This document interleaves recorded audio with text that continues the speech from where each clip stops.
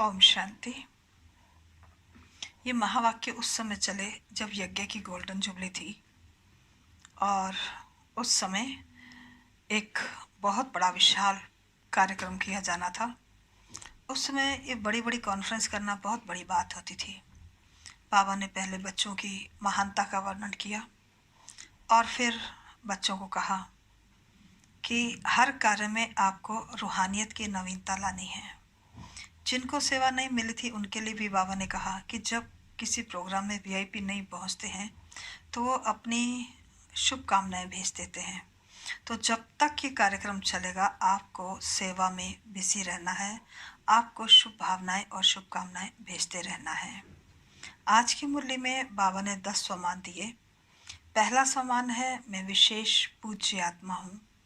दूसरा सम्मान है मैं महान आत्मा हूँ। तीसरा सम्मान है मैं फरिश्ता हूँ। चौथा सम्मान है मैं विश्व राज्य अधिकारी आत्मा हूँ। पांचवा सम्मान है मैं विशाल बुद्धि आत्मा हूँ। छठा सम्मान है मैं सदा श्रेष्ठ आत्मा हूँ। सातवां सम्मान है मैं आत्मा बालक सो मालिक हूँ। आठवां सम्मान है मैं सर्व खजानों से के स्टॉक से संपन्न आत्मा हूँ। नौवां सम्मान है मैं ज्ञान के अखुट खजानों की अधिकारी आत्मा हूँ। और 10वां सम्मान है मैं मास्टर ज्ञान सूर्य हूँ। आज 19 अप्रैल 2020 के अव्यक्त बाप दादा के महावाक्य हैं। रिवाइज कोर्स है 30 दिसंबर 1985। महावाक्यों का सार है विशाल बुद्धि के निशाने। आज सर्व स्नेही सहयोगी सहज योगी बच्चों से स्नेह के सागर सर्व खजानों के विधाता वरदाता बाप रूहानी मिलन मनाने आए हैं। यह रूहानी स्नेह का मिलन अर्थात रूहों का मिलन विचित्र है। सारे कल्प में ऐसा रूहानी मेला हो नहीं सकता। इस संगम युग को इस रूहानी मिलन का वरदान मिला हुआ है। इस वरदानी समय पर वरदाता बाप द्वारा वरदानी बच्चे इस अविनाशी वरदान को प्राप्त करते हैं। बाप का भी विधाता और वरदाता का अविनाशी पाठ इसी समय चलता है। ऐसे समय पर वरदानों के अधिकारी आत्माएं अपना सदा काल का अधिकार प्राप्त कर रही हो। ऐसे रूहानी मेले को देख बाप दादा भी हर्षित होते हैं। बाप दादा देख रहे हैं कि ऐसी श्रेष्ठ प्राप्ति करने वाले कैसे भोले साधारण आत्माएं विश्व के आगे निमित्त बने हैं। क्योंकि सभी लोग राजविद्या साइंस की विद्या अल्पकाल के राज्य अधिकार व धर्म नेता का अधिकार इसी को ही आज की दुनिया में विशेष आत्माएं मानते हैं। लेकिन बाप दादा कौन सी विशेषता देखते हैं? सबसे पहले अपने आप को और बाप को जानने की विशेषता जो आप ब्राह्मण बच्चों में है वह किसी भी नामी ग्रामी आत्मा में नहीं है। इसलिए भोले साधारण होते हुए भी वरदाता से वरदान ले जन्म जन्म के लिए विशेष पूज्य आत्माएं बन जाते हैं। तो आज की नामी ग्रामी आत्माएं हैं वह भी पूज्य आत्माओं के आगे नमन वंदन करती हैं। तो ऐसी विशेष आत्माएं बन गए। ऐसा रूहानी नशा अनुभव करते हो। ना उम्मीद आत्माओं को उम्मीदवार बनाना यही बाप की विशेषता है। बाप दादा वतन में भी बच्चों को देख मुस्कुरा रहे थे। अगर किसी भी अनजान आत्मा को कहो कि ये सारी सभा विश्व के राज्य अधिकारी आत्माओं की है तो मानेंगे, आश्चर्यवत हो जाएंगे। लेकिन बाप दादा जानते हैं कि बाप को दिल के स्नेह दिल की श्रेष्ठ भावना वाली आत्माएं प्रिय हैं। दिल का स्नेह ही श्रेष्ठ प्राप्ति कराने का मूल आधार है। दिल का स्नेह दूर दूर से मधुबन निवासी बनाता है। दिलाराम बाप को पसंद ही दिल का स्नेह है, इसलिए जो भी हो जैसे भी हो, लेकिन परमात्मा को पसंद हो, इसलिए अपना बना लिया। दुनिया वाले अभी इंतजार ही कर रहे हैं, बाप आएगा, उस समय ऐसा होगा वैसा होगा। लेकिन आप सबके मुख से दिल से क्या निकलता है? पा लिया। आप संपन्न बन गए और वह बुद्धिवान। अब तक परखने में समय समाप्त कर रहे हैं। इसलिए ही कहा जाता है भोलानाथ बाप है। पहचानने की विशेषता ने विशेष आत्मा बना दिया। पहचान लिया, प्राप्त कर लिया, अब आगे क्या करना है? सर्व आत्माओं पर रहम आता है तो सभी आत्माएं एक ही बेहद का परिवार है। अपने परिवार की कोई भी आत्मा वरदान से वंचित ना रह जाए, ऐसा उमंग उत्साह दिल में रहता है। वह अपनी प्रवृत्तियों में ही बिजी हो गए हो, बेहद की स्टेज पर स्थित हो। बेहद की आत्माओं की सेवा का श्रेष्ठ संकल्प ही सफलता का सहज साधन है। अभी सेवा की गोल्डन जुबली मना रहे हो ना, उसके लिए विशाल प्रोग्राम बनाए हैं ना। जितना विशाल प्रोग्राम बनाया है, उतना ही विशाल दिल, विशाल उमंग और विशाल रूप की तैयारियां की हैं। या यही सोचते हो भाषण करने को मिलेगा तो कर लेंगे, निमंत्रण बांटने को मिलेगा तो बांट लेंगे, यही तैयारियां की हैं?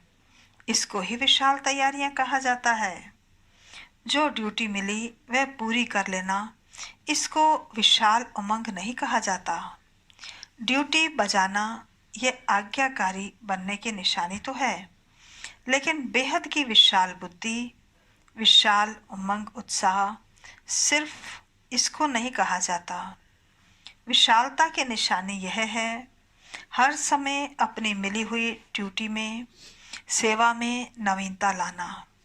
चाहे भोजन खिलाने की, चाहे भाषण करने की ड्यूटी में हो, लेकिन हर सेवा में हर समय नवीनता भरना, इसी को कहा जाता है विशालता। जो 1 वर्ष पहले किया उसमें कोई ना कोई रूहानियत की एडिशन जरूर हो, ऐसा उमंग उत्साह दिल में आता है। वह सोचते हो जैसे चलता है वैसे ही होगा। हर समय विधि और वृद्धि बदलती रहती है। जैसे समय समीप आ रहा है, वैसे हर आत्मा को बाप की, परिवार की समीपता का विशेष अनुभव कराओ। मनन करो कि क्या नवीनता लानी है। अभी कॉन्फ्रेंस का विशाल कार्य कर रहे हो ना, सभी कर रहे हो या जो बड़े हैं वही कर रहे हैं? सभी का कार्य है ना। हर एक को सोचना है मुझे नवीनता के लिए सेवा में आगे बढ़ना है। चाहे आगे निमित्त थोड़ों को ही बनाना होता है, जैसे भाषण करेंगे तो थोड़े, इतनी सारी सभा करेगी क्या? हर एक को अपनी अपनी ड्यूटी बांट करके ही कार्य संपन्न करना होता है। लेकिन सभी को निमित्त बनना है। किस बात में? चारों ओर कहाँ भी हो, जिस भी ड्यूटी के निमित्त हो, लेकिन जिस समय कोई विशाल कार्य जहाँ भी होता है, उस समय दूर बैठे भी उतने समय तक सदा हर एक के मन में विश्व कल्याण की श्रेष्ठ भावना और श्रेष्ठ कामना जरूर होनी चाहिए। जैसे आजकल के वीआईपी अगर स्वयं नहीं पहुंचते हैं तो शुभकामनाएं भेजते हैं ना, तो आप उन्हों से कम हो क्या? आप सभी विशेष आत्माओं की शुभ भावना, शुभकामना इस कार्य को अवश्य संपन्न कराएगी। यह विशेष दिन विशेष कंगन बांधना चाहिए और किसी भी हद की बातों में संकल्प शक्ति, समय की शक्ति व्यर्थ ना गवाएं। हर संकल्प में हर समय विशाल सेवा के निमित्त बन मनसा शक्ति से भी सहयोगी बनना है। ऐसे नहीं कि आबू में कॉन्फ्रेंस हो रही है, हम तो फलाने देश में बैठे हैं। नहीं, आप सभी भी विशाल कार्य में सहयोगी हो। वातावरण वायुमंडल बनाओ। जब साइंस की शक्ति से एक देश से दूसरा देश तक रॉकेट भेज सकते हैं, तो क्या साइलेंस की शक्ति से आप शुभ भावना, कल्याण की भावना द्वारा यहाँ आबू में मनसा द्वारा सहयोगी नहीं बन सकते? कोई साकार में वाणी से, कोई कर्म से निमित्त बनेंगे और कोई मनसा सेवा से निमित्त बनेंगे। लेकिन जितना दिन प्रोग्राम चलता है, चाहे 5 दिन चाहे 6 दिन चलता, इतना ही समय हर ब्राह्मण आत्मा को सेवा का कंगन बंधा हुआ हो कि मुझ आत्मा को निमित्त बन सफलता को लाना है। हर एक अपने को जिम्मेवार समझे। इसका भाव यह नहीं समझना कि सभी जिम्मेवार हैं तो भाषण का चांस मिलना चाहिए था। विशेष कोई ड्यूटी मिले तब जिम्मेवार हैं, इसको जिम्मेवारी नहीं कहेंगे। जहाँ भी हो, जो भी ड्यूटी मिली है, चाहे दूर बैठने की चाहे स्टेज पर आने की, मुझे सहयोगी बनना ही है। इसको कहा जाता है सारे विश्व में सेवा की, रूहानियत की लहर फैलाना। खुशी की, उमंग उत्साह की लहर फैल जाए। ऐसे सहयोगी हो। इस कॉन्फ्रेंस में नवीनता दिखाएंगे ना। गोल्डन जुबली है तो चारों ओर गोल्डन एज आने वाली है। इस खुशी की लहर फैल जाए। भयभीत आत्माएं हैं, ना उम्मीद आत्माएं हैं, उनमें श्रेष्ठ भविष्य की उम्मीद पैदा करो। भयभीत आत्माओं में खुशी की लहर उत्पन्न हो। यह है गोल्डन जुबली की गोल्डन सेवा। यही लक्ष्य रखो। स्वयं भी हर कार्य में मोल्ड होने वाले रियल गोल्ड बन गोल्डन जुबली मनानी है। समझा? जो अब तक नहीं किया है वह अब करके दिखाना है। ऐसी आत्माओं को निमित्त बनाओ जो एक अनेकों की सेवा के निमित्त बन जाए। सोचते ही रहेंगे लेकिन करेंगे करेंगे कहते समय बीत जाता है और अंत में भी जो भी मिला उसको ही ले आते हो। संख्या तो बढ़ जाती है, लेकिन विशाल सेवा का प्रोग्राम रखते ही इसलिए हैं कि ऐसी आत्माएं आवें जो एक अनेकों के निमित्त बन जाएं। चारों ओर सेवा चलती रहती है। अपने अपने स्थान पर भी ऐसी आत्माओं का कार्य तो चलाते रहते हो। इसलिए अभी से गोल्डन जुबली की, स्व सेवा की और स्व के साथ अन्य विशेष आत्माओं की सेवा की लहर फैलाओ। समझा क्या करना है? मोहब्बत से मेहनत करो। स्नेह ऐसी वस्तु है जो स्नेह के वश ना वाला भी हाँ कर देता है। समय ना होते हुए भी समय निकाल लेते हैं। यह तो रूहानी स्नेह है तो धरनी बनाओ। ऐसे नहीं सोचो कि यह धरनी ही ऐसे है, यह लोग ही ऐसे हैं। आप कैसे थे, बदल गए ना। शुभ भावना का सदैव श्रेष्ठ फल होता है। अच्छा, अपने घर में आए हो, यह तो बाप को भी खुशी है, लेकिन समय तो हद का है ना। जितनी संख्या उतना ही घटता है ना।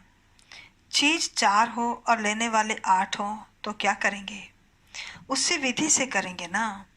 बाप दादा को भी विधि प्रमाण चलना ही पड़ता है। बाप दादा ऐसे तो नहीं कह सकते कि इतने क्यों आए हो, भल आए, स्वागत है, लेकिन समय प्रमाण विधि बनानी पड़ती है। हाँ, अव्यक्त वतन में समय की सीमा नहीं है।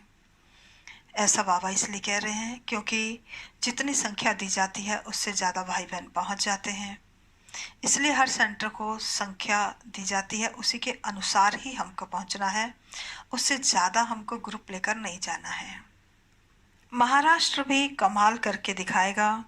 कोई ऐसी महान आत्मा को निमित्त बना के दिखावे, तब कहेंगे महाराष्ट्र।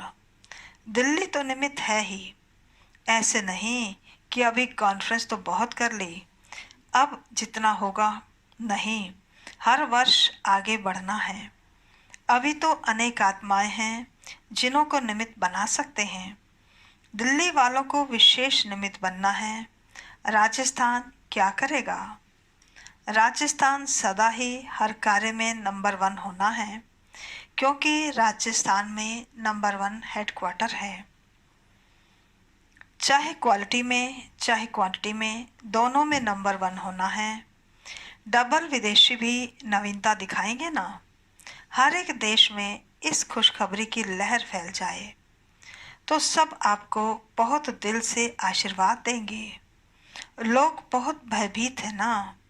ऐसी आत्माओं को रूहानी खुशी की लहर हो, जो वह समझें कि यह फरिश्ता बन शुभ संदेश देने के निमित्त बनी हुई आत्माएं हैं। समझा? अब देखेंगे कौन सा जोन नवीनता करता है, संख्या लाते हैं या क्वालिटी लाते हैं। फिर बाप दादा रिजल्ट सुनाएंगे। नवीनता भी लाना, नवीनता के भी नंबर मिलेंगे।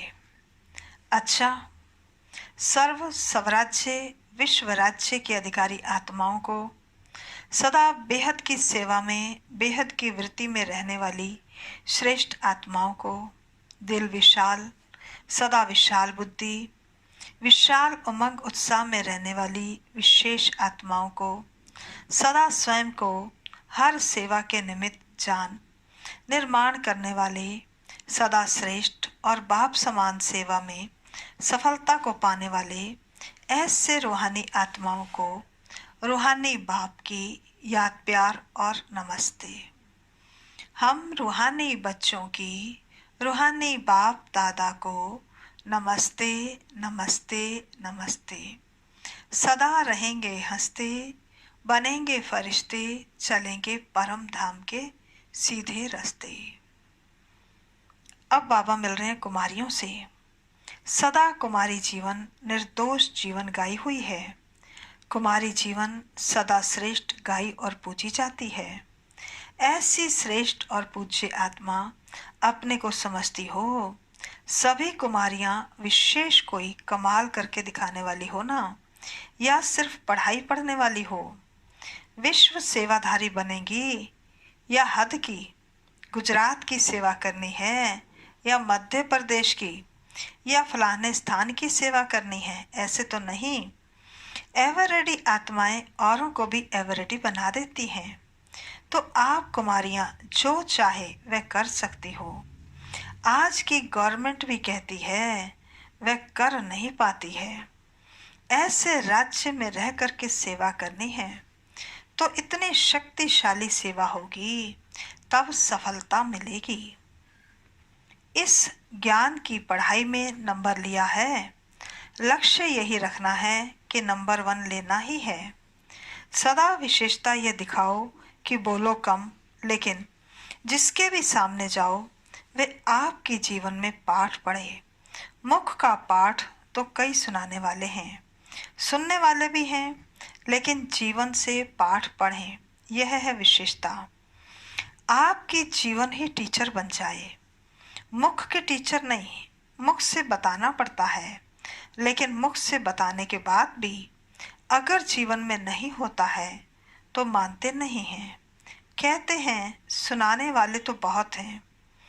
इसलिए लक्ष्य रखो कि जीवन द्वारा किसको बाप का बनाना है। आजकल सुनने की शक्ति भी नहीं रखते हैं, देखना चाहते हैं। देखो, रेडियो सुनने की चीज़ है और टीवी देखने की चीज़ है, तो क्या पसंद करेंगे? तो भाई बहनों ने वहाँ जवाब दिया टीवी। सुनने से देखना पसंद करते हैं, तो आपके जीवन में भी देखना चाहते हैं, कैसे चलते हैं, कैसे उठते हैं, कैसे रूहानी दृष्टि रखते हैं। ऐसा लक्ष्य रखो, समझा?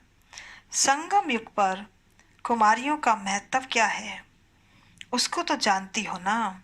संगम पर सबसे महान कुमारियां हैं, तो अपने को महान समझ सेवा में सहयोगी बनी हो या बनना है?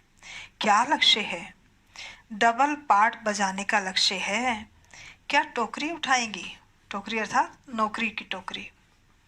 अच्छा, आज का वरदान है, बालक और मालिकपन की समानता द्वारा सर्व खजानों से संपन्न भव। बालक और मालिकपन की समानता द्वारा सर्व खजानों से संपन्न भव। विस्तार है, जैसे बालकपन का नशा सभी में है, ऐसे बालक सो मालिक अर्थात बाप समान संपन्न स्थिति का अनुभव करो।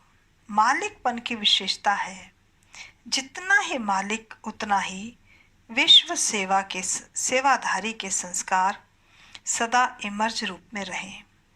मालिकपन का नशा और विश्व सेवाधारी का नशा समान रूप में हो तब कहेंगे बाप समान। बालक और मालिक दोनों स्वरूप सदा ही प्रत्यक्ष कर्म में आ जाएं, तब बाप समान सर्व खजानों से संपन्न स्थिति का अनुभव कर सकेंगे। आज का स्लोगन है, ज्ञान के अखुट खजानों के अधिकारी बनो तो अधीनता खत्म हो जाएगी। ज्ञान के अखुट खजानों के अधिकारी बनो तो अधीनता खत्म हो जाएगी। आज विशेष सूचना है, आज अंतर्राष्ट्रीय योग दिवस तीसरा रविवार है। सायं 6:30 से 7:30 बजे तक सभी भाई बहनें संगठित रूप से एकत्रित हो योग अभ्यास में अनुभव करें कि मैं आत्मा बीज रूप बाबा के साथ कंबाइंड हूँ। मैं सर्व शक्तियों से संपन्न मास्टर ज्ञान सूर्य हूँ। मुझसे सर्व शक्तियों की किरणें निकलकर चारों ओर फैल रही हैं। अच्छा, ओम शांति।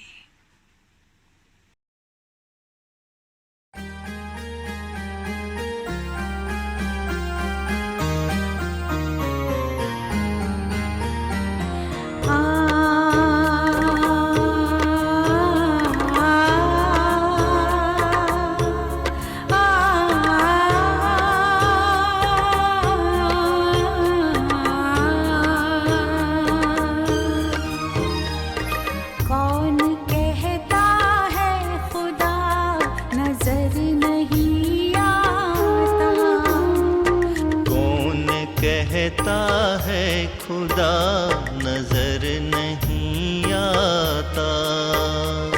जब खुदा दिखता है,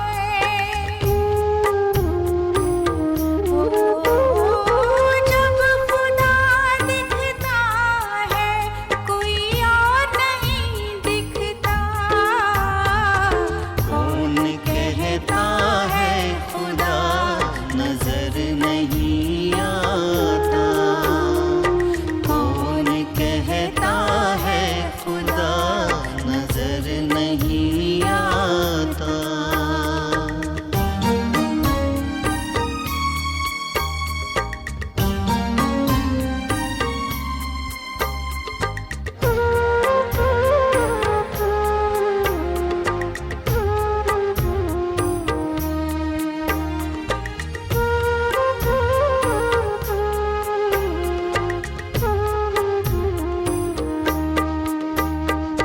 खामोशी से झांकोगे सच्चे हृदय के नैन से, प्यार की पलकों में वो बस जाता है बड़े चैन से।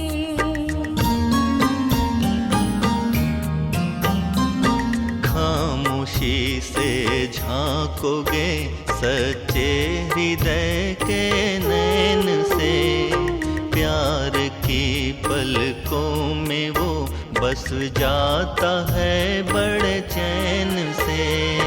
मोती बन करके कभी हो, मोती बन करके कभी मुस्कान बन के बहता।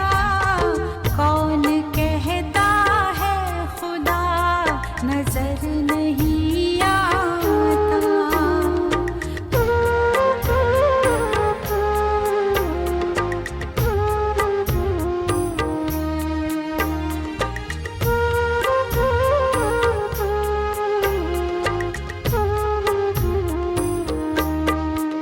संसार में जिस दिन से तुम सच्चे इंसान कहलाओगे, तब खुदा खुद पास होगा, खुदा से जुड़ जाओगे। संसार में जिस दिन से तुम सच्चे इंसान कहलाओगे, तब खुदा खुद पास होगा, खुदा से जुड़ जाओगे। सौंप दो सब उसको सबका, सौंप दो सब उसको सबका, ख्याल जो रखता। कौन कहता है खुदा नजर नहीं आता।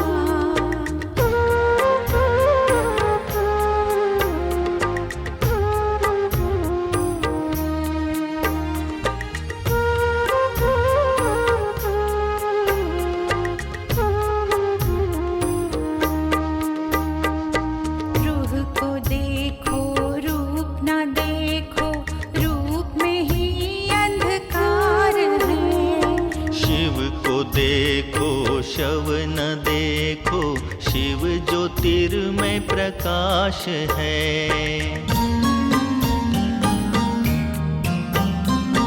रूह को देखो रूप न देखो, रूप में ही अंधकार है। शिव को देखो शव ना देखो, शिव ज्योतिर्मय प्रकाश है। जैसी नजर वैसे नजारे, जैसी नजर वैसे नजारे देखने को मिलता। कौन कहता है खुदा नजर नहीं आता। कौन कहता है खुदा नजर नहीं आता।